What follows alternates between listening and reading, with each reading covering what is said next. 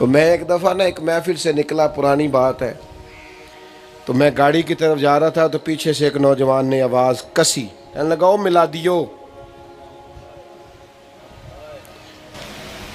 مینوں غصہ نہیں آیا، مینوں مزہ آیا۔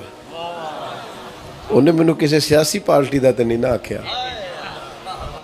کوئی الزام او میلادیو، تو میں ٹھہر گیا۔ میں انہوں آکھیا یار ایک کاری پھر آخ، جے کر یار دے نام دا ملے میں نہ انہوں چولی پا لئیے پنجے سٹیے نا، تے لا کے عشق رسول دا سینے وچ بوٹا او دی سامب کریے کدے پٹیے نا، تے جے کر یار دے نام دی ملے سولی جھوٹا چوٹ لئیے پیچھا ہٹیے نا۔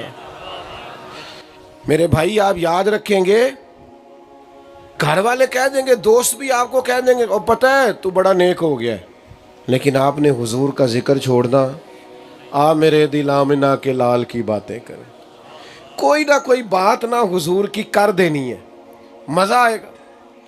اور یہ مزہ آپ نے لے کے دیکھنا، آپ کو ذائقہ نہ، ہاں بس اتنی بات ضرور ہے، حضور کے ذکر کا احترام، اکرام، عام ذکر کی طرح نبی پاک کا ذکر نہیں ہے۔ حضور کا تذکرہ جب کرنا ہے تو پھر لہجہ باوضو ہو، پھر انداز باوضو ہو، آپ کی توجہ ہے میری بات پر، پھر طرز کچھ اور ہو۔ امام مالک رحمۃ اللہ علیہ کے پاس کو بندہ آ کے کہتا نا کہ حضور مسئلہ پوچھنا ہے، تو آپ فرماتے فقہ کا مسئلہ پوچھنا ہے کہ کوئی حدیث سننی ہے؟ وہ کہتا فقہ کا مسئلہ پوچھنا، فقہ تو آپ بتا دیتے، لیکن اگر وہ کہتا نا میں حدیث مصطفیٰ سننے آیا ہوں، تو امام صاحب پہلے وضو کرتے، غسل کرتے، کپڑے بدلتے، خوشبو لگاتے، امامہ باندھتے، پھر ممبر پر بیٹھتے، پھر مدینے والے کا ذکر شروع کرتے، پھر ایک ایک حرف سجن دے ناں دا سانو دس دا وانگ قرآن سورت یار دی ویندیاں رہنا سب عملاں دی جانے، تے ہر ویلے یاد سجن وچ رہنا، ساڈا یہ ہوئی ورد گیان ہے، تے سجنا ساڈا دین کی پوچھنا ہے، ساڈا یہ ہوئی دین ایمان ہے۔ وہ حضور کا ذکر کرتے تو کرتے ہی چلے جاتے، کرتے ہی چلے جاتے۔ نبی پاک کا ذکر کرنا ہے تو پھر ذرا ادب سے۔ میں نے آپ سے کہا تھا میں نے زیادہ باتیں نہیں کرنی، بس میں سمیٹنے لگا ہوں۔ آپ نے چھوٹی تقریر کرنے والا مولوی بلایا ہے، انشاءاللہ میرے بعد بھی آپ جاندار خطاب سنیں گے۔ حضور کا جب ذکر کرنا ہے تو لفظوں کا چناؤ ذرا خوبصورت ہو۔ دیکھیں نا اعلیٰ حضرت کیا کہتے ہیں ان کی مہک نے دل کے غنچے کھلا دیے، میری مہک نے غنچے بھی کھلائے تو دل کے۔ اور پھر جب آپ حضور کا ذکر کریں نا تو اس میں کوئی چیز بناوٹی نہ ہو، اس میں کیف طاری ہو، اس میں سرور طاری ہو۔ بندہ سارے ذکر کرتا ہے لیکن بیٹی کا اور ماں کا ذکر کرتے کبھی رو پڑتا ہے۔ سب کی باتیں ہی ہوتی ہیں لیکن کچھ باتیں کرتے کرتے لوگ تڑپ جاتے ہیں۔ او بھائی نبی پاک کا ذکر کریں تو کیفیات ہوں، آپ کے اندر درد ہو، آپ کھو جائیں حضور کے ذکر پاک میں۔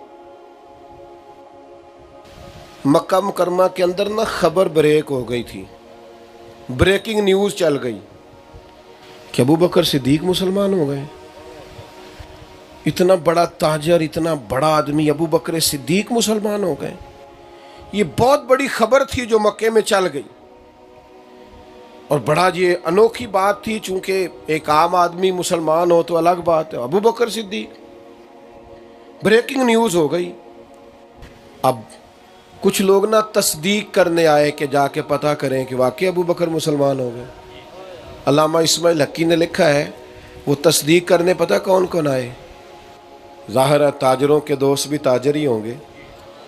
ایک تھے ان میں حضرت عثمان غنی، ایک تھے حضرت سعید بن زید، ایک تھے حضرت عبد الرحمن ابن عوف۔ یہ 4-5 لوگ صرف تصدیق کرنے آئے، پتہ کریں جناب صدیق نے واقعی کلمہ پڑھ لیا۔ یہ تصدیق کرنے آئے، کہا آپ نے کلمہ پڑھا ہے؟ تو ابو بکر صدیق نے گویا کہا ذکر مصطفیٰ ایسے تھوڑی کرنا ہے۔ فرمایا یار یہ بات پوچھنی ہے تو ذرا بیٹھ جاؤ۔ جناب صدیق نے بٹھا لیا اور پھر اس طرح ذکر کیا کبھی حضور کے اخلاق کا، کبھی ان کے در گزر کرنے کا، کبھی ان کے حلم کا، کبھی ان کی بردباری کا، کبھی ان کے پیار کا، کبھی غلاموں کو نوازنے کا، کبھی اپنے گھر والوں سے محبت کا، کبھی اہل خانہ سے پیار کا، کبھی دوستوں سے محبت کا، کبھی غلاموں کے لیے دعا کا۔ نبی پاک نے حضرت ابو بکر صدیق نے نبی پاک کا ذکر اس ذوق سے کیا کہ وہ جو صرف پتہ کرنے گئے تھے نا آپ نے کلمہ پڑھا کہ نہیں، وہ سارے کہنے لگے ہمیں بھی لے چل، ہم نے بھی حضور کا کلمہ پڑھنا ہے۔ میں آپ سے عرض کروں گا، ہمیں نا دین کو بڑی سنجیدگی کے ساتھ لینا چاہیے۔ ہمارے ہاں آج کل بحثیں بڑی ہوتی ہیں، ہر بات کو ہم الجھا دیتے ہیں، بعض چیزوں میں نہایت غیر سنجیدہ ہے۔ غیر سنجیدگی سے باہر آئیں، سنجیدگی اختیار کریں، نبی کریم کی سیرت پاک کو پڑھیں، اپنے بچوں کو پڑھائیں۔